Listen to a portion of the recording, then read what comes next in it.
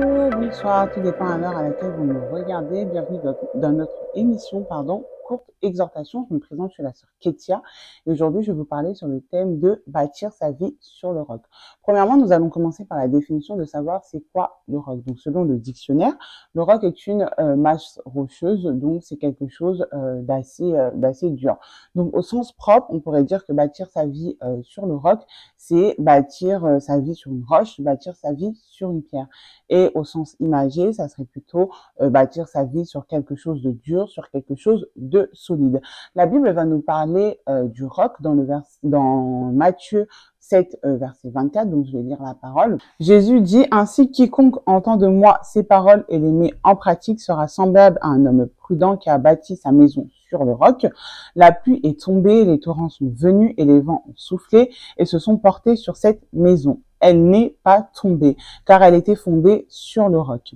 Mais quiconque entend de moi ces paroles et ne les met pas en pratique sera semblable à un homme insensé qui a bâti sa maison sur le sable. La pluie est tombée, les torrents sont venus, les vents ont soufflé, se sont abattus sur cette maison. Elle est tombée et sa ruine a été grande.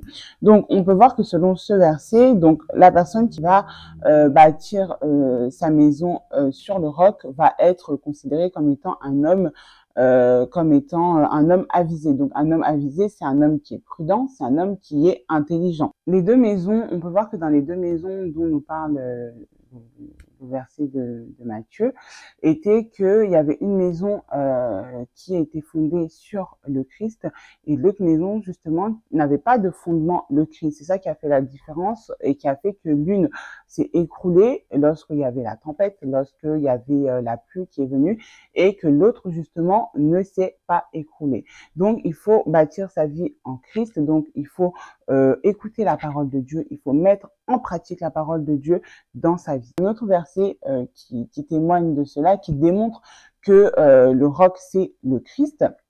Dans 1 Corinthiens 3, 10, 11, la Bible nous dit, selon la grâce de Dieu qui m'a été donnée, j'ai posé les fondements comme un sage architecte et un autre bâti dessus.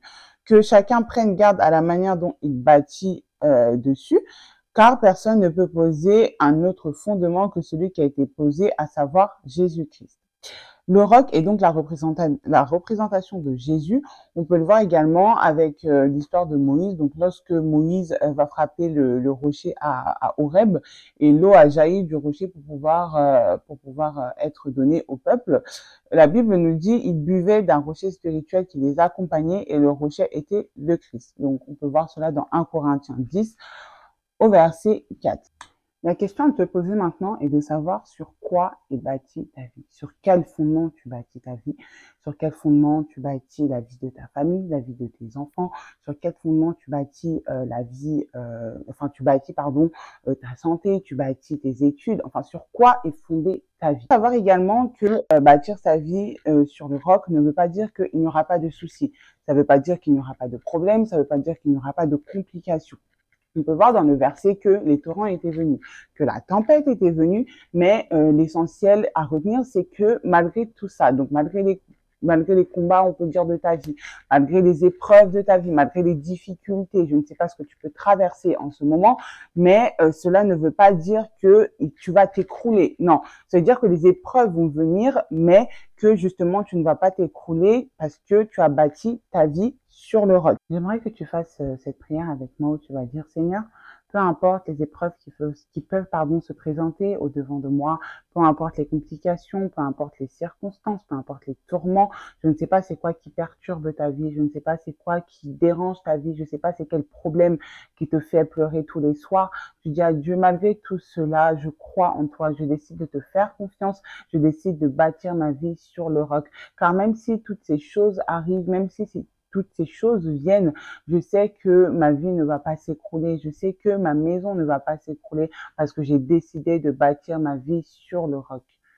Amen. Merci à tous de nous avoir écoutés. J'espère vraiment que ce court message a pu vous édifier, a pu vous fortifier et surtout que a pu vous inciter à pouvoir bâtir votre vie en Christ et avec le Christ.